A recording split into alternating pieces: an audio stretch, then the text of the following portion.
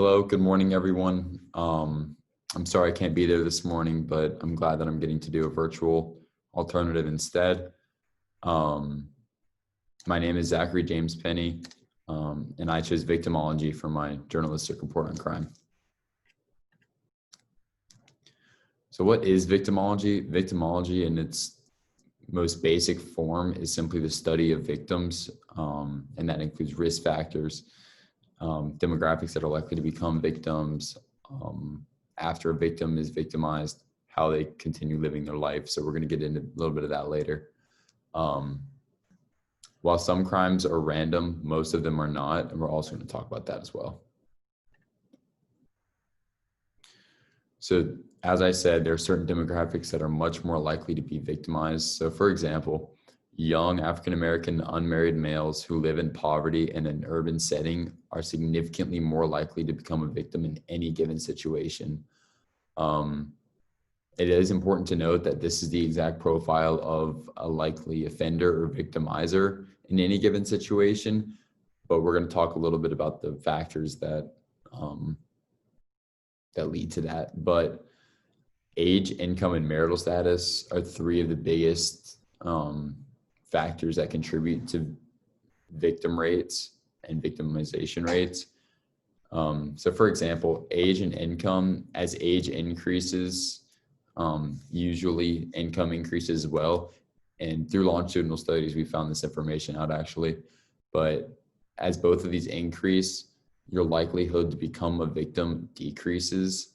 And as marital status changes from non-married to married, once again, that deep committed relationship, you're much less likely to become a victim. So it's kind of a trend that we see actually. Younger, lower income juveniles without a whole lot of responsibility. These are the individuals that are more likely to be victims as well as victimized. But as they get older, as they make more money, as they take on more responsibilities in their life, they're much less likely to be victims, and thus they actually live life with an extra kind of barrier against crime. So it's kind of interesting to note that. Some known risk factors, just some examples. So Finkler, he's an American sociologist who is known for his work with predatory offenses, specifically with young females. He actually came up with 8 factors that the more kind of boxes a young female would check along this line, the more likely they are to be a victim. So living with a stepfather, living without a biological mother, not close to their mother never finished high school, a sex punitive mother, no physical affection from their real father, a low family income, which back in 1984, when Finkler published this, but as of 1980, the income was under $10,000, but now more recently, 2012, it's been adjusted for inflation, is obviously $27,000. But if a young girl has 2 friends or fewer in childhood, so with just 5 of these boxes being checked, 5 out of the 8, a young female's likelihood to be victimized increases from virtually 0%, a very low number, if not, to up to 66%. So we as a society must do everything that we can in order to protect young girls, young females, just to try and eliminate these factors and try and not let them become victims from such a young age. Crime in school and the workplace. So these 2 locations are extremely important due to the fact that the majority of adults spend a great deal, if not most of their time at one of these 2 places. And we're going to see some pretty high risk jobs. So like law enforcement, police officer, first responder, security. These are some of the most dangerous jobs based on victimization rates. And the safer jobs are actually university professors, statistically speaking. And we do have a misconception about crime in our schools. Victimization in schools are actually significantly rare. And the reason I say this is a misconception is because all we hear about all the time is just, these horrible, heinous acts, these school shootings, these bomb threats, these mass victimizations of individuals.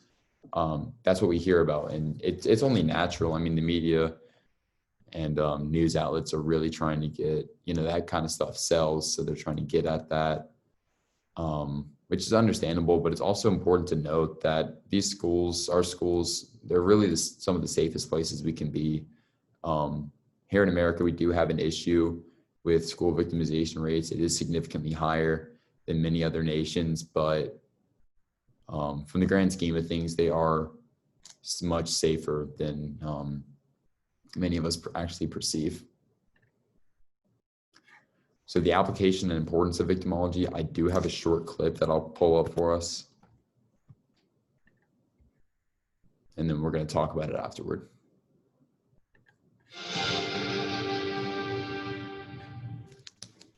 In 2001, when police began investigating the murder of David Buller, they would have immediately relied on something we call victimology.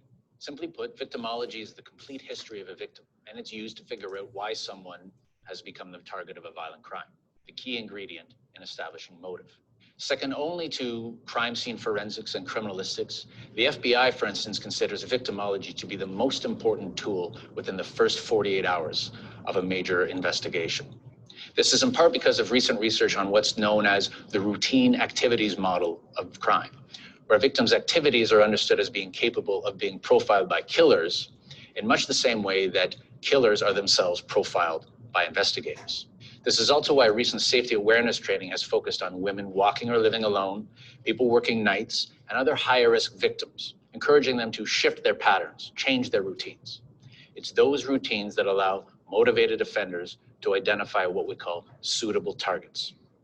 Where a motivated offender and a suitable target converge in a space in the absence of an obvious deterrent like a witness, the police, video surveillance, a crime, especially a violent crime, is at disproportionately higher risk of occurring.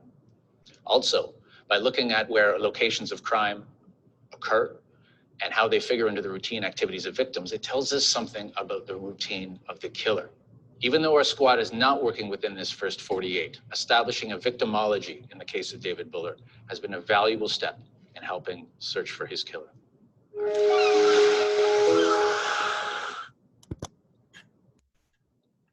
That was just a really great little video, kind of explaining victimology and its real life applications.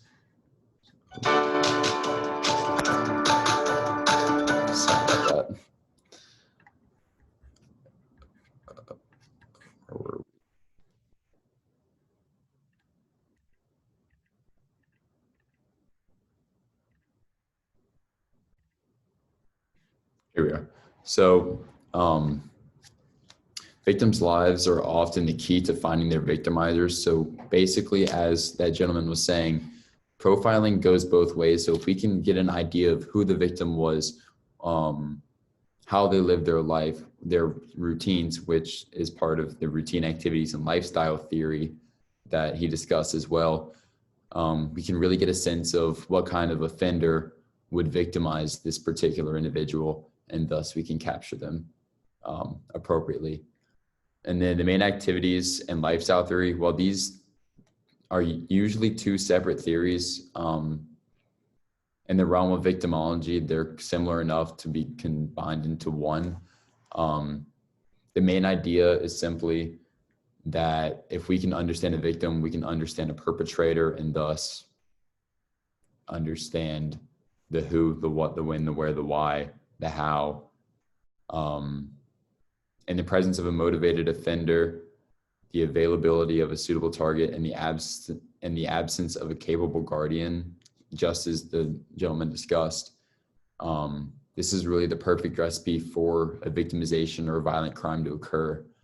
So anything that we can do to limit one or all of these factors should always be, these precautions should always be taken.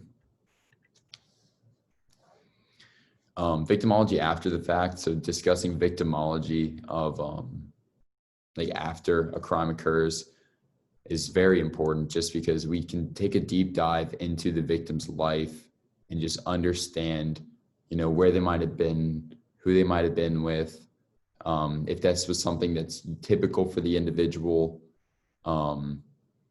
if they're taking their nightly walk home from work and they're victimized, a predator or a perpetrator could have noticed that and thus capitalized on the opportunity they saw. From a law enforcement standpoint, victimology helps officers and other agents of the law kind of connect with victims and really just understand, be more compassionate, I guess, because victimology is a newer study. So a lot of, especially with local and state officials, it's very difficult for them to understand and connect and be, for lack of a better word, gentle with victims of dark crimes. And then the lifelong implications of being victimized, it can just change an entire person's mentality. You know, they suffer from lifelong PTSD, constant flashbacks, just a number of things. Their mindset's going to be altered in the sense that they're not going to be as much of a go-getter as they might have used to been. They might, you know, take the high road in life and just maybe the back seat. You know, being a victim, especially in a violent crime, can change someone. And it's just understanding that through victimology is a great way to maybe prevent it.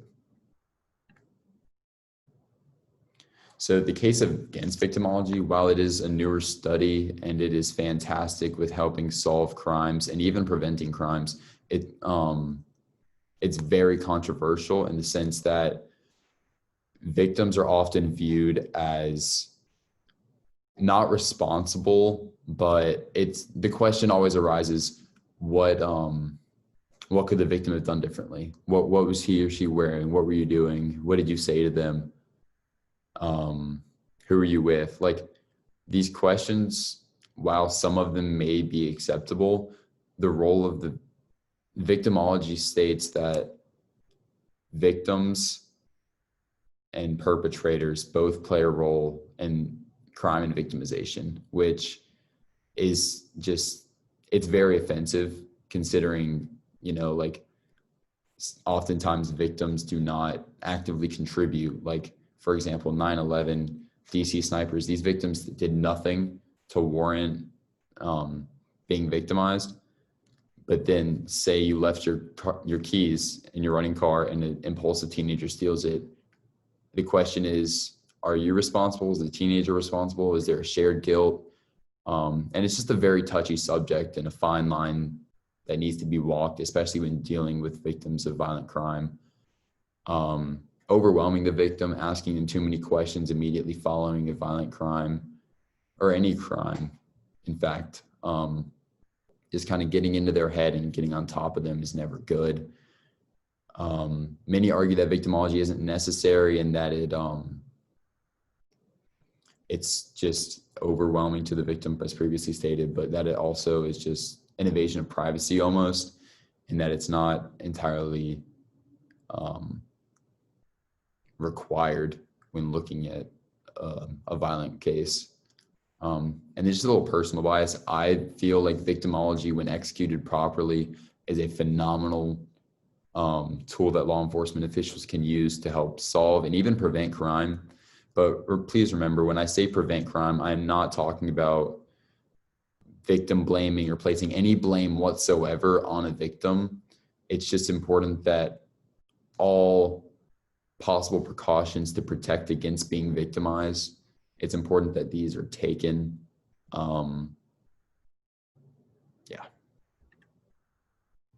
Thank you so much for watching. I'm sorry that I can't be there once again to answer any questions you may have, but please feel free to email me. I will have access to my email on Friday, and I'd be glad to answer any questions you may have. Other than that, thank you for letting me present. Thank you for your time. I hope you have a great day.